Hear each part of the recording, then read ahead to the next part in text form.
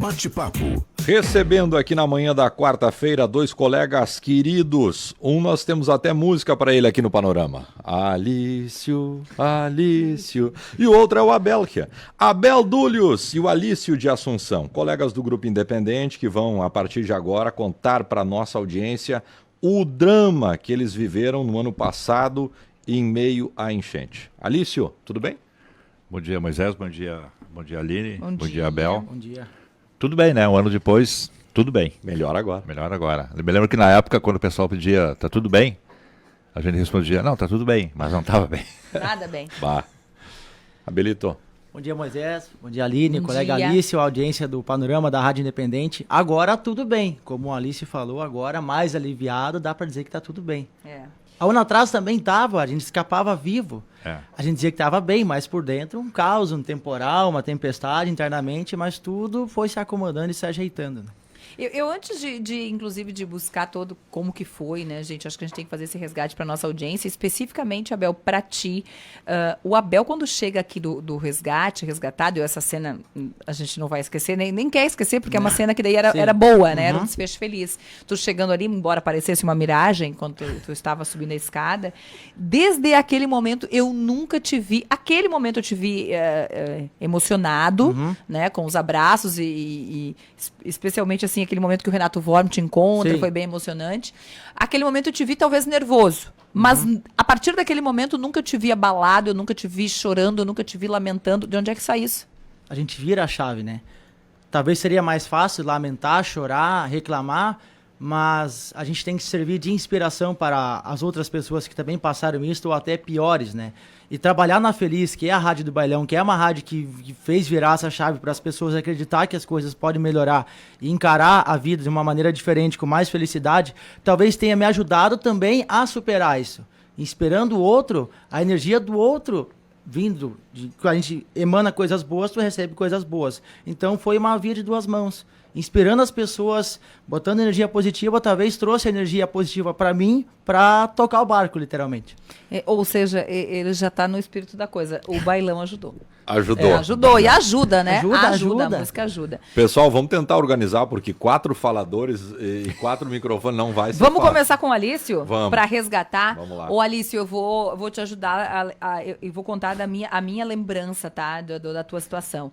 A gente estava aqui, a gente já não lembra mais de dias, mas claro que tu vai lembrar, a gente estava aqui emocionados e perdidos, já imersos na transmissão. E eu lembro que o meu telefone tocou, eu estava ao meio-dia, e era o Alício chamando. Eu estava no ar ao meio-dia.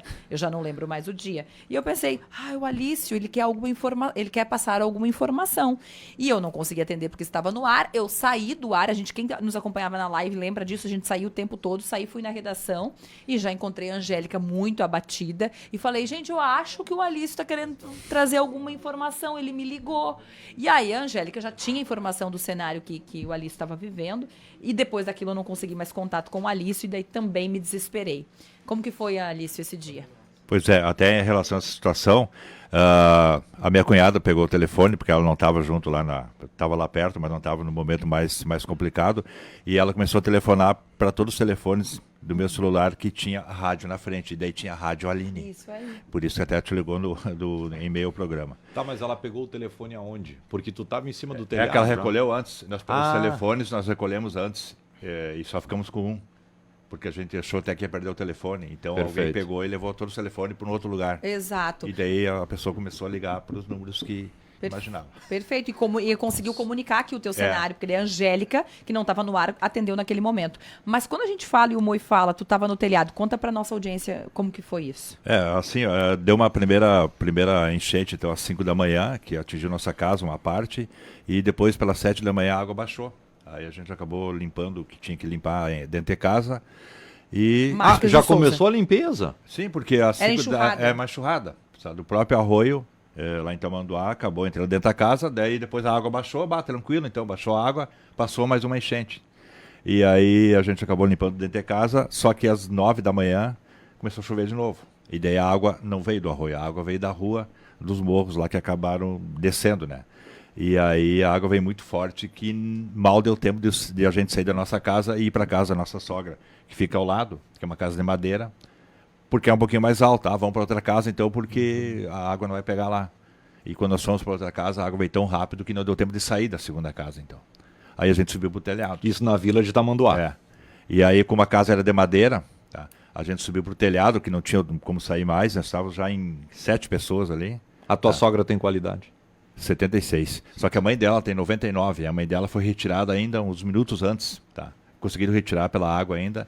E o meu filho foi para lá para ajudar, acabou ficando junto também lá em cima da casa. E 2 vizinhos que deixaram a casa deles para vir nos ajudar, tá? Que é o Marciano Grosso e o Cris, e eu não vou esquecer nunca. Eles acabaram ficando também, vendo a casa deles indo embora, e ficaram ali por nos ajudar, ficaram juntos em cima do telhado. Só que o drama todo assim, ó, foi do meio-dia às 5. E como a casa é de madeira, a casa começou a estralar. Então a minha esposa e minha sogra, que estavam junto no telhado, elas perguntavam, o que é isso? Ah, uma porta que caiu. Mas não era, as paredes estavam indo. E a gente estava num local assim, que era próximo ao banheiro, que é de alvenaria. Um local mais tranquilo, eu digo assim, ó, mais resistente. Firme. Só que a gente olhava aquela água subindo. Tinha chapa o banheiro? Tinha. Tinha A gente- chapa. É. Tava em cima da chapa ali do banheiro. É, daí. pertinho, só que a gente, assim, ó, eu não sei nadar, tá? Então a gente, assim, ó, chegou um momento que a gente olhou aquela água toda subindo e não parava mais pegando nos pés, tá? Aí tu não tinha mais para onde subir. Isso tudo, Alício, do começo da metade da manhã pro meio-dia. É, não, do meio-dia às 5. Ah, tá, no período da Meio-dia, tarde. assim, é. Aí tem a situação, assim, ó, bem, que eu não posso esquecer, que às 4h30 da manhã, quando a minha esposa viu que talvez não teria volta nenhuma, ela disse, vamos fazer uma selfie aqui e mandar para nossa filha lá em Goiânia. A Lívia. É, e aí foi complicado, porque a gente mandou a foto para ela, Ah, e a foto saiu. saiu Ela foi, bonitinho tinha o celular, Uhum. tinha sinal. Tinha sinal. Inclusive, tem outro fato, eu consegui falar com o Bruneto me ligou às 4h30 da tarde, disse, cara, te acalma aí que vai socorro. Aí eu olhava para fora, a água caindo, a BR trancada, sabe, e claro, tu mantinha esperança, né? Mas então aconteceu tudo isso e foi bem complicado, porque a Lívia recebeu a foto lá em Goiânia e a partir das 5h30 acabaram as comunicações. E ela ficou 3 dias sem saber se a gente estava vivo ou não. Então vamos lá. Naquele dia começou a chuva muito cedo, início da manhã, aí baixou, foi característica de enxurrada. Vocês chegaram a começar a limpar, a chuva voltou. Meio-dia vocês já estavam no telhado da casa da sogra, que era Isso, mais adiante. E deste telhado vocês ficaram então até o amanhecer do outro? Não, até as 5h30 da tarde, quando a água parou de subir. Tá. Aí, no mesmo dia. Tu daí lembra ali, se era dia 31? Não, dia 30. 30. Foi Dia na 30. terça-feira. Na terça. Aí tá. um desses vizinhos se atirou na água, saiu nadando, correndo risco danado. E tinha muita correnteza? Tinha correnteza, e daí tu via assim, ó, vinha casa, vinha carro, vinha de tudo na tua frente. Vocês conseguiam ver. Só que tinha uma árvore, tá? Uma árvore enorme, que batia nessa árvore e daí acabava não Sim. batendo na casa. Porque se batia na casa, aí não tinha sobrado nada. E aí esse vizinho conseguiu chamar um outro vizinho então, que estava lá no outro lado da rua, jogaram uma corda, amarraram na casa, amarraram numa árvore, e a gente daí fez o pessoal até brincava na época, tipo um rapel dentro d'água, uma tirolesa, perdão, dentro d'água, para sair então com a água no pescoço para poder se salvar. Tá, então E aí, era isso foi o você. final da tarde desse dia 30. É. Ainda com água. Era você, a esposa, a sogra, os 2 vizinhos. Os vizinhos, o marido da minha cunhada e o meu filho. E o Rodrigo. teu filho. 7 pessoas.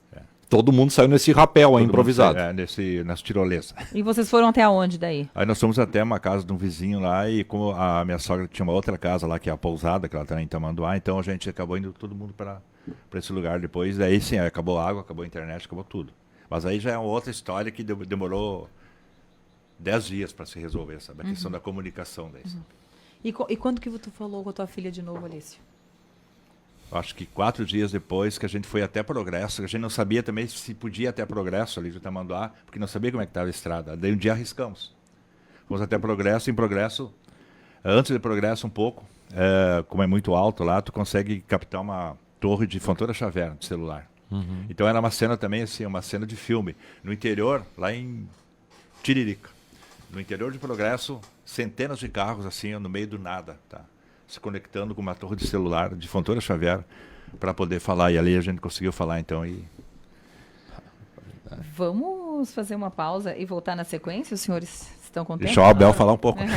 Aí a Abel vai falar um pouquinho e depois também a gente quer saber qual é a situação do Alício, da casa, como que foi voltar, se voltaram, né? Daqui a pouquinho. Continuamos aqui o nosso bate-papo do dia com o Abel Dúlios, com o Alício de Assunção. Para relembrar, são nossos colegas aqui do Grupo Independente, o Alício na Independente, o Abel na Rádio Feliz, também na Independente, de vez em quando em coberturas especiais. Eles estão relatando para a gente os momentos sofridos durante as enchentes de 2024, entre maio e também o finalzinho ali do mês de abril. Vamos contar agora a história do Abel. Falamos do relato do Alício na primeira parte. Abel, lá no Bonfim, como é que se deu o processo, Abel? Então, se a gente sonhasse que ia ser uma enchente tão grande, a gente tinha vindo embora, né? O que acontece? A gente fica ilhado com 23 metros, conforme a régua de estrela, né? Então, dali, já não vai mais para o São Miguel, para tentar fugir, e não vem mais para a parte central de Cruzeiro, né? Então, com 23 metros é muito precoce, é muito recente para tu saber se a enchente vai ser catastrófica, gigante ou não, porque até então, enchente grande para nós era 26, beirando os 27, não entrava dentro de casa, a água vinha no pátio e tá não tudo chegava certo. nem na parte de baixo. Não entrava nem no primeiro piso, ficava no pátio. Mesmo numa cota 27, que é a cota alta. 27 não entrava água dentro de casa, né? Então ficava água no pátio, levantava as florzinhas da avó que tinha para levantar e salvava tudo. O carro levava no vizinho que tinha um pátio mais alto. Então até então isso era enchente grande. Então nunca se imaginava que ia chegar aos 33, quase 34. Né? A de 2020 tinha entrado embaixo? A de 2020 não entrou. Não entrou embaixo. E a de setembro? A de setembro entrou uns 35, 40 centímetros de água. No andar de baixo. No andar de baixo. E a gente levantou as coisas nessa enchente, dando na última, projetando que talvez chegasse aos 29, então, né? Porque até então não se imaginaria que a água poderia vir maior do que isso, né? Levantou fazer o transporte da parte baixa para a parte alta. Algumas coisas sim, algumas coisas foram erguidas. 1 metro de altura, em cima de cadeira. Deixou embaixo e em ergueu. cima de mesa, em cima de cadeira, né? E ali ficou. Até quem está nos acompanhando na live agora está acompanhando o resgate do Abel e da avó do Abel como imagem, quem nos acompanha na live agora. E aí, Abel, estavam ilhados já então no dia 30 ilhados. Isso aí, no dia 30 já não se saía já mais. Não saía mais. É. E depois disso? E depois, aí começa a desenhar o cenário de que o rio começa a subir mais. Então a água tinha entrado uns 15 centímetros dentro do primeiro compartimento do primeiro piso. E aí, dali a pouco, a água, ela baixa uns 10 centímetros. E aí não tinha mais água. E aí a gente começou a limpar. A mesma coisa que o Alício faz, a gente também começa a fazer. Porque daí tu aproveita aquela água correndo, atira de balde, é mais fácil de limpar. Vamos acelerar, vamos limpar. Ainda dia 30. É, isso aí. Na nossa cabeça, acho que o pior já passou. Embora ainda chuviscava, tinha aquela instabilidade. E dali a pouco começa, tu nota que vem a ondinha, né, com um pouco de vento. Começa a entrar, eu disse que não tá normal. E nós tínhamos um radinho de pilha, já não tinha mais a comunicação escassa, não tinha mais luz, não tinha mais água. A avó estava no segundo piso fazendo um arroz, um carreteirozinho pra gente passar o meio-dia. Aí eu subi e perguntei à avó, o rio não tá subindo de novo? E a avó tem 80, né? Agora vai fazer 81. Eles estão falando que voltou a subir lá em cima, então vão abandonar a limpeza. E a gente sobe, já não tinha mais como sair de casa, já tinha a correnteza, né? E aí a gente percebe que começa a subir de novo. E aí começa a subir 50, 60 centímetros. Caramba, nós já estamos em cota 27. Então isso não vai parar tão cedo, não para dos 50 para o zero. Então a gente já começa a se precaver de uma coisa feia, como se diz. E aí na noite do dia 30, já virando para a madrugada, eu pensei, eu vou pedir resgate porque isso aqui vai longe. E a gente não sabe se a casa vai aguentar. E aí, na virada do 30 pro primeiro, já leva o nosso galpão embora. E já estava tomado pela água, no andar de baixo. Daí já era de madrugada, a correnteza, a porta estourando, e aí começa o pânico, o terror, né? E aí tu escuta, nós tinha porquinho no galpão, galinha e alguns animais. Aí tu escuta o desespero desses animais gritando. Nós já tínhamos colocado ele mais alto no galpão. E aí tu escuta os animais gritando, desesperados, sai pra fora com a lanterna, olho. Eu já vejo o galpão todo esmiuçado, com madeira, tudo embolado, assim, no emaranhado de correnteza, quanto uma taquareira. Eu disse, o galpão foi. E isso já, então, na madrugada do dia 1º. Isso aí, já no feriado do dia do trabalhador. Vocês já estavam no segundo piso, embaixo já tinha embaixo água. Já Daí aí começou o quê? Começou um redemoinho dentro de casa. Geladeiras girando, freezer, máquinas de lavar, taça, copo quebrando, tudo um barulho assim, tudo... Parte de baixo ou já na parte de cima? Não, na parte de baixo. E aí dá um misto de sensações e de som assim, porque tu imagina que a tua casa vai embora. É. Né? Porque tu vê correnteza, tu vê galho batendo na tua casa, que tu imagina, batia contra a casa, né? Então tu imagina, se a casa aguentar, a gente salva, né? Tava tu e a avó. Eu, a avó, a mãe e o padrasto. Os É, 4. a minha avó com 80, minha mãe com 51 e meu padrasto com 50. Dia E eu com primeiro, como 28. foi? Como foi? O dia primeiro a água continua subindo. E ela quase chega alcançando no segundo piso da casa. E aí começa o galpão já tinha ido embora, aí tu começa a ver a árvore sumir. A gente mora pertinho do Arroio do Ouro, do outro lado tu enxerga a localidade Estrela do Arroio do Ouro. Então tu via, era só mato. Né? O do lado de lá, Barranca do Rio, era muito coberto de vegetação. E aí começa a sumir árvore, começa a sumir casa, começa a sumir galpão. Tu olha assim, tem uma casa lá, tu saía pra olhar na sacada de novo, não tinha mais aquela casa, começou a sumir, e ondas altas, e aí chamava atenção.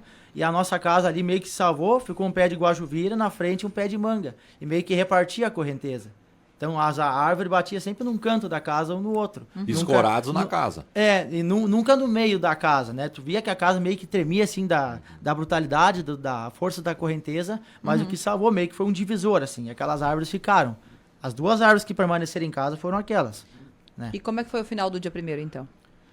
Aí a gente já tinha solicitado resgate, a gente conseguiu pegar um sinal, acredito eu, da Torre de Bom Retiro. Bem na pontinha do telhado da casa entrou o sinal de telefone. E eu passei as coordenadas, até a gente colocou no grupo da rádio, né, que eu necessitava de resgate, porque daí tu larga num grupo, várias pessoas têm acesso e conseguem direcionar para quem é necessário para as autoridades. E aí eu tinha recebido um sinal de volta depois que o resgate tinha sido solicitado. Mas aí começa a bater o desespero porque a minha mãe começa a entrar em pânico, porque os aviões, as aeronaves começam a chegar e passam, sobrevoam em cima da casa. Mas tinha gente em estado mais crítico do que nós. Já tinha senhores de idade com hipotermia em cima de telhado, com água na cintura, muito mais em risco de vida. A gente tinha risco? Tinha, porque a casa perigava ruir e a gente ir embora com a correnteza. E minha mãe, meio que em desespero, já começa a tentar em contato com os familiares. Minha mãe... Chega um ponto que, ó, vou arrepiar de falar agora. Ela tirou foto dos cartões e mandou para a irmã dela, com a senha tudo, se despedindo. Minha mãe se despediu. Minha mãe mandou ela se despedindo. O pessoal estava meio em parafuso, alguém tinha que segurar as pontas. Alguém não podia chorar. Ou se chorava, ia no cantinho, chorava, voltava, tá tudo certo, nós vamos sair daqui. Assim era. Abel, a água chegou no segundo piso? Não chegou, faltou 20 centímetros para entrar no segundo piso. Mas ela chega perto. É que é uma casa bem alta. É uma né? casa alta e reforçada. Já é alta do chão e reforçada, né? E aí, mas desse segundo piso, tu consegue ver as coisas saindo, Sim. a geladeira, essa Sim, referência tudo se que tu enxergava. Eu faz. abria a janela do meu quarto, eu via o sofá indo embora. Meu Deus. Não podia fazer nada, porque tu vai se atirar na Sim. correnteza. Tentaram buscar nós de barco, não conseguiram. Com lanchas potentes, não chegaram. Não chegava. É, muita correnteza, muita onda. Ô, não Abel, tinha como encarar. E naquele dia primeiro, então, vocês foram resgatados no dia 2. No dia 3. No dia 3. Que é uma sexta-feira de manhã, às 9h16. Perfeito. Inesquecível. Perfeito, perfeito. Inesquecível.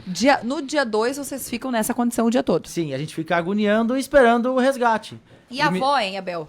A avó, como é que eu vou definir? Ela é uma pessoa de idade, uma pessoa vivida, me chama a atenção até hoje a tranquilidade que ela lidou com a situação. Talvez fingiu, a gente não sabe.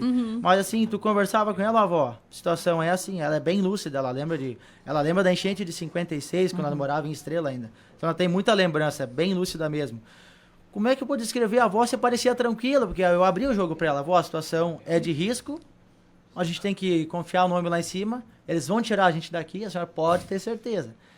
E ela tá mais tranquila. Aí quando dá aquela situação da barragem, ali a gente fica em uns 15 a 20 minutos em silêncio. Ninguém fala nada. Ninguém fala nada. A mãe e a avó estavam dentro de casa, eu e o padrasto, pra passar o tempo e pra ver se vinha alguma coisa contra a casa, nós estávamos na sacada. Com casaquinho, já tinha vento frio, chuvisqueiro, e com radinho de pilha escutando os colegas fazendo a cobertura. Aí entra o vice-governador, que se não me engano dá aquela notícia. Gabriel. É isso aí, que tinha rompido a barragem. Eu e meu padrasto, a gente se olha, ninguém fala nada. A gente olha, aí falava em 6 metros. Né?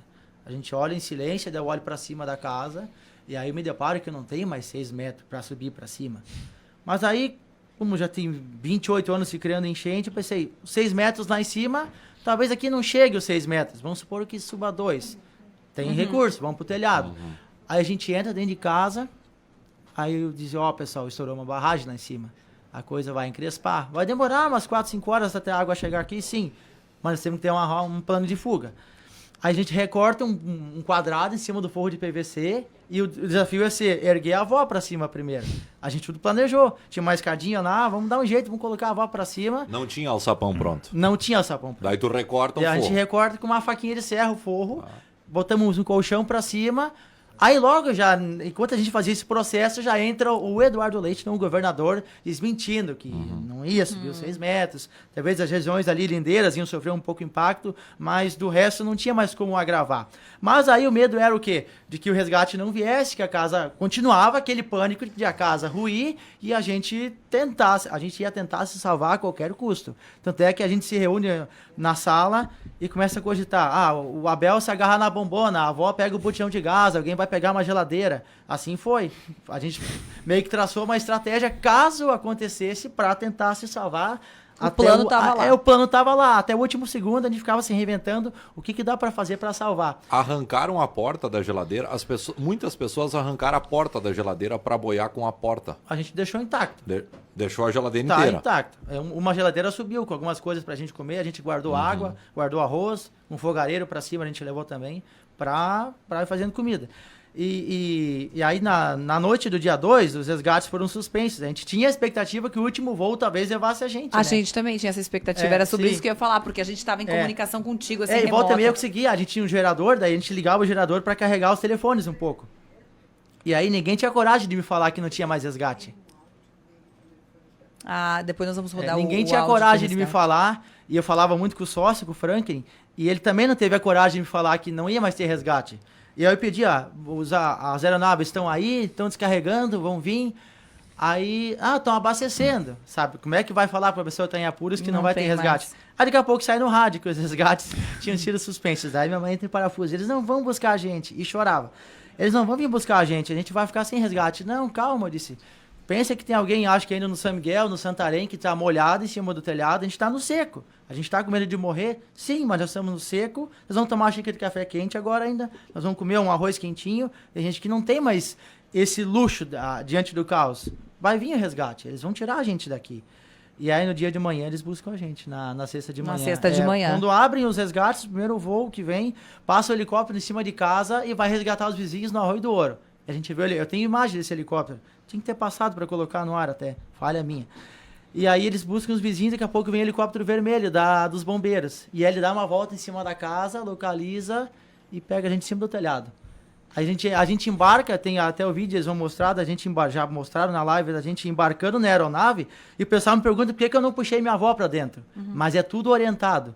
Né? Tu entra na aeronave e o cara te diz lá no cantinho, porque tu tem que equilibrar o peso. Porque eles não encostam no teu telhado, eles não pousam no teu telhado. Ele fica suspenso. Então, qualquer movimento que algum dos passageiros fizer e não comunicar ao piloto, desequilibra a aeronave e pode acontecer outra tragédia. E os né? 4 foram resgatados nesse momento? Sim, no mesmo momento. Teve um vizinho que foi resgatado que eu não conhecia, estava junto na aeronave. Foi o primeiro resgatado, estava na frente, até dá pra ver no vídeo, ele estava colocadinho na frente e a gente chega.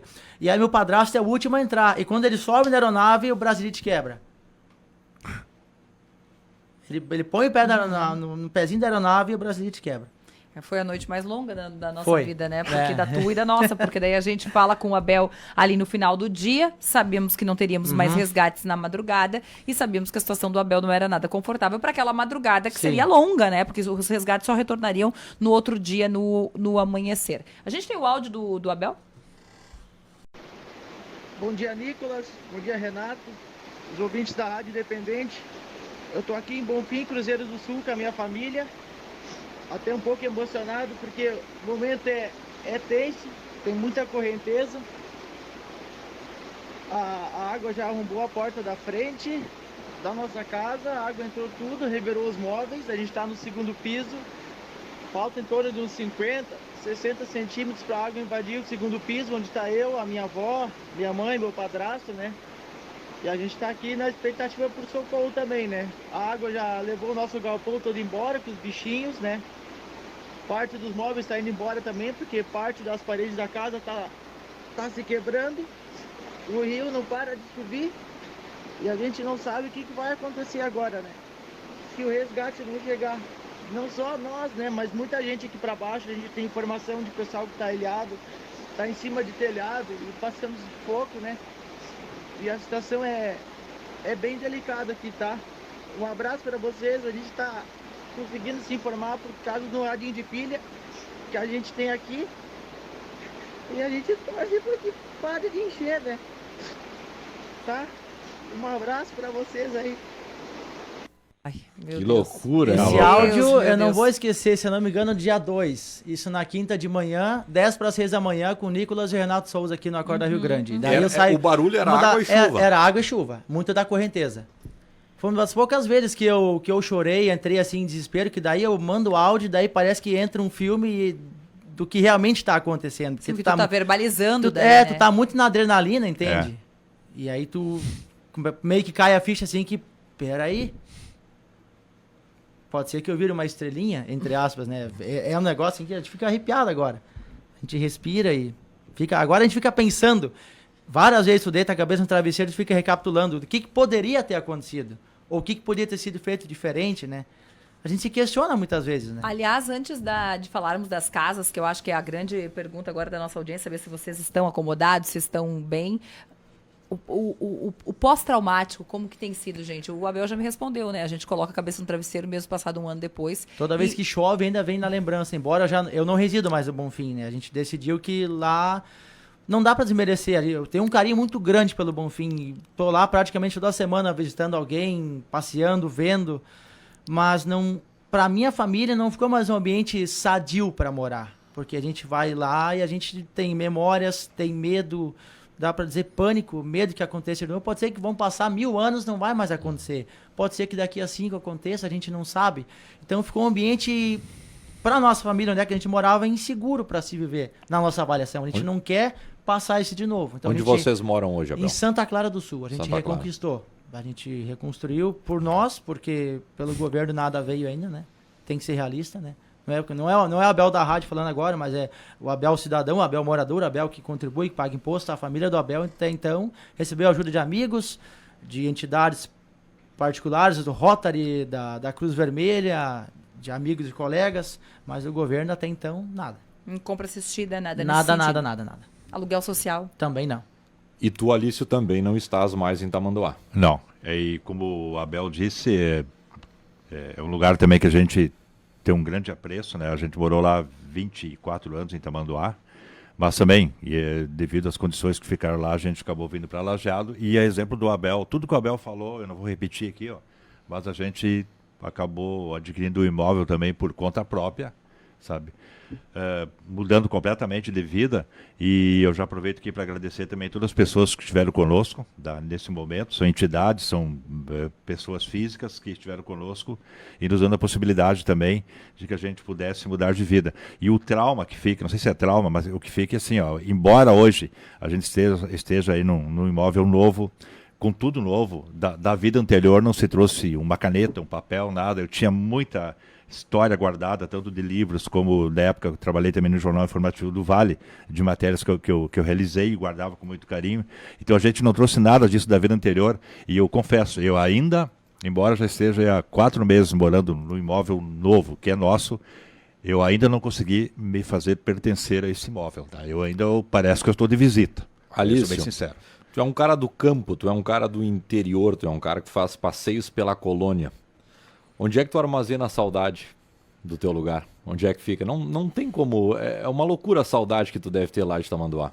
Sim, é o lugar lá que eu me inspirei, tá? Para criar o Passeio da Colônia, né? Para criar esse projeto de caminhados. Então, de vez em quando a gente até dá uma passada por lá. Hoje a casa já não existe mais, entrou no processo da duplicação da 386. E a gente acaba, a nossa sogra está lá, a minha sogra está lá, então a gente acaba de vez em quando dando uma passada por lá, mas claro, embora eu não tenha nascido lá, tu acaba criando raízes, né? As fases da tua vida que tu acaba digamos assim, te acarenciando em algum lugar e gostando daquele lugar. E é o que eu sinto por lá, mas tentando agora fazer uma nova fase de vida, mas como eu disse, né? Ainda me adaptando, a morar num lugar que é teu e que tu tem que fazer ele te pertencer. O Alício faz uma fala agora que é muito significativa, né? Esse lugar já pode ser meu, mas ele ainda não me pertence, Isso eu não aí. pertenço a esse lugar. Isso é uma construção, né, Alício? É uma construção. E uma coisa é você escolher morar em outra cidade, porque você tem um trabalho novo, você está mudando de carreira, você guarda suas coisas e vai para essa cidade e demora para pertencer a esse lugar. Foi desapego forçado. sabe dizer. Exato, é você sair de uma hora para outra e sair sem as suas coisas, sem as suas memórias, né? E isso deve ser de fato um desafio muito grande na jornada. E daí para isso 1 ano é pouco tempo, né? É pouco tempo. É pouco Mas tempo. ainda assim, eu ainda fico pensando em quem hoje ainda não teve um lugar para ir, Exato. não conseguiu adquirir. E tem uma frase assim, ó, de um amigo meu que nessa situação toda que eu fiquei aí quase 15 dias sem comunicação, que eu recebi depois quando eu abri meu WhatsApp, foi uma chuva de mensagens, muita gente achou que eu estava morto, tá? Que não existia mais, pelas mensagens que eu recebi. E uma veio do amigo meu, um colega de infância, lá de Santa Bárbara do Sul, onde eu nasci, que ele uma frase assim que me marcou muito, ele disse: Alício, tu não está solito. Tá? Então a partir daí eu vi que realmente a gente estava com um monte de gente do nosso lado aí, sabe? E a gente conseguiu, então, digo assim, ó, dar uma volta por cima, se restabelecer e agora, né, uma vida nova aí, mas sem perder aí esse apego aí com as coisas do interior. A avó tá bem? A avó tá bem. Ela tem uma dificuldade de se adaptar porque ela é acostumada na rotina da colônia. Em ter suas galinhas, tratar seu porco, plantar aipim, ter sua hortinha. Isso não tem mais na cidade, né? Isso muda bastante. Mas ela tá bem, tá conseguindo se adaptar. Santa Clara é uma cidade muito acolhedora, muito bonita, muito florida. E isso ajuda. Faz bem pra avó e ela tá, graças a Deus, com muita saúde, firme e forte, fazendo caminhada, né? Querido, Feliz da vida. que bom. Eu pouco me emociono, assim, durante a enchente, pode cuidar. Aquele áudio ali foi um dos poucos momentos que eu entro ali em colapso, dá pra dizer, que me marca. Mas quando a gente fica sabendo, quando eu fui resgatado, eu fico sabendo que vizinhos meus morreram. Ali, eu fiquei uma meia hora, assim, chorar, assim, talvez tudo que eu tinha aqui dentro eu coloquei pra fora. Até hoje eu vou me emocionar, de repente, se eu ficar pensando muito dos vizinhos que foram e não tiveram a mesma sorte de ser resgatados, não tiveram recursos, já eram de idade e a gente sabe da maneira como foram encontrados lá. Isso marca bastante, né? Isso deixa bastante triste, né? A gente conseguiu se salvar, fez o que pôde, mas não... o braço era pequeno para salvar vizinhos, então, né? Isso a gente se lamenta bastante, não ter conseguido feito nada, né? Para salvar. Muito bem. O Abel e o Alício, que logo depois da tragédia, né, de perderem o ambiente, de não conseguirem mais retornar para casa, se juntaram ao time para fazer a cobertura. Isso que foi mais incrível, porque eu fico pensando onde é que vocês buscaram forças. Alguém tinha chegado antes no passo? Não. A primeira imagem é a tua. É uma a loucura. primeira imagem do passo é tua. E agora, assim, agora eu me emociono porque a gente ainda estava vendo o Abel, para o ouvinte entender, como uma miragem, né? Porque, vamos combinar, todos os cenários passaram pela nossa cabeça naquela madrugada. Todos os cenários, né? E aí, quando tu vem na rádio ali, depois das 9h16, que vocês são resgatados, a gente se encontra, que ainda parecia uma miragem.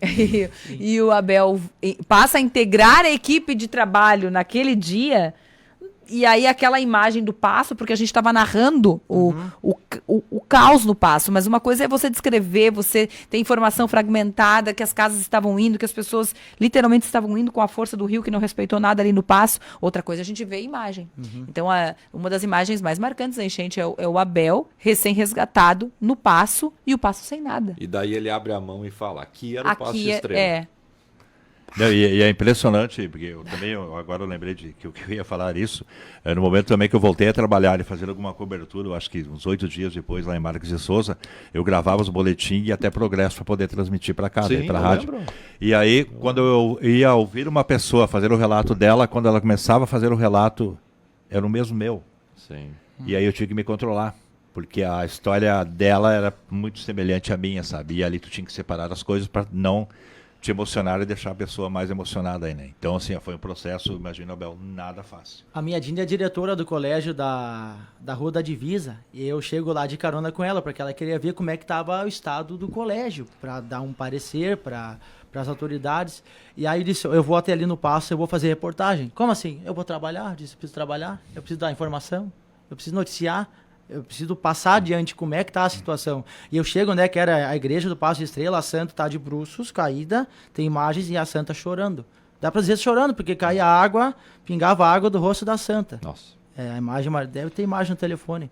Pessoal, nós teríamos aqui, né, Aline, uns 4 podcasts para fazer com esses dois meninos aqui. Mas eu tenho 2 lembranças, que é a lembrança do Alício sendo forte, tentando ser forte.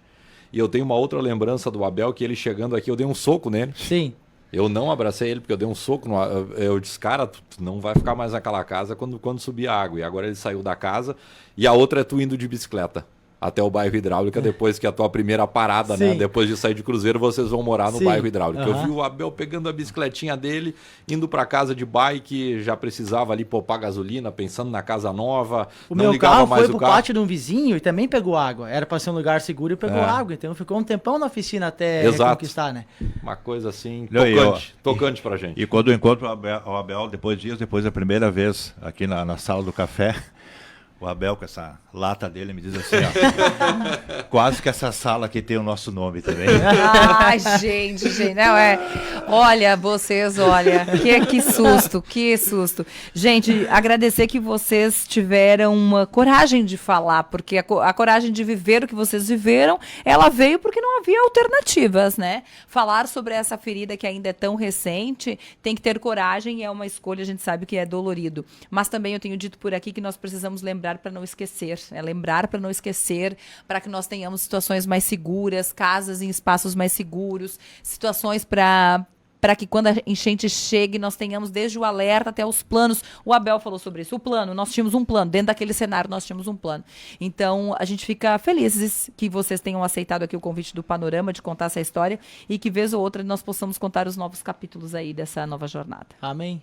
Eu agradeço aqui o espaço e também eu tenho que aproveitar aqui e em nome da Aline e do Moisés, né, parabenizar aqui toda a equipe de colegas da Rádio Independente e eu já falei para vocês fora do ar, vocês não têm ideia da importância, e aqui eu falo no caso pessoal, que foi para minha filha, tá, para a Lívia, que ela acompanhou aqui 24 horas por dia, ela viveu tudo e foi através de vocês que ela teve informações minhas. Então isso também é uma gratidão eterna. Que bonito. O Ritz, lá em Arroio do Meio, Regis Ritz, ele fala o seguinte: emocionante a entrevista do Abel e do Alício. O Evandro Friedrich Lajeado, escutando o Abel e o Alício, imaginando a cena de terror, sempre na sintonia. Valdir Borba, do interior de Cruzeiro. O Abel é um menino com muita coragem, está assistindo o programa. Abração para vocês da rádio. Quanta emoção nesses relatos. Conheço a família do Abel e toda a região do interior de Cruzeiro do Sul. A gente que estava em lugar seguro sofria por não conseguir socorrer. Era só rezar, é o que está falando aqui, a Zilá Sen, lá de Cruzeiro. Na minha casa não chega água, mas tenho para mim que a melhor forma de esquecer é continuar. Que história, é o que está falando aqui, a Vânia, que está interagindo com a gente. Muitas mensagens chegando também pelo nosso Facebook. Mas eu só precisava complementar aqui, ó, a Carol, o Sandri e o Franklin. Foram me ver no meio de toda aquela folia toda, fizeram acho que 7, 8 quilômetros de trilha, tá? Pela 386, subindo morro, subindo ladeira lá, enfim, descendo morro, para poder me ver lá no meio de todo o tumulto. Uma imagem também que ficou. A gente lembra deles voltando com a informação de que encontraram o Alício. A gente ficava aqui no ar recebendo essas informações. Obrigada, viu, gente? Obrigado. Um abraço e sucesso sempre. Amém.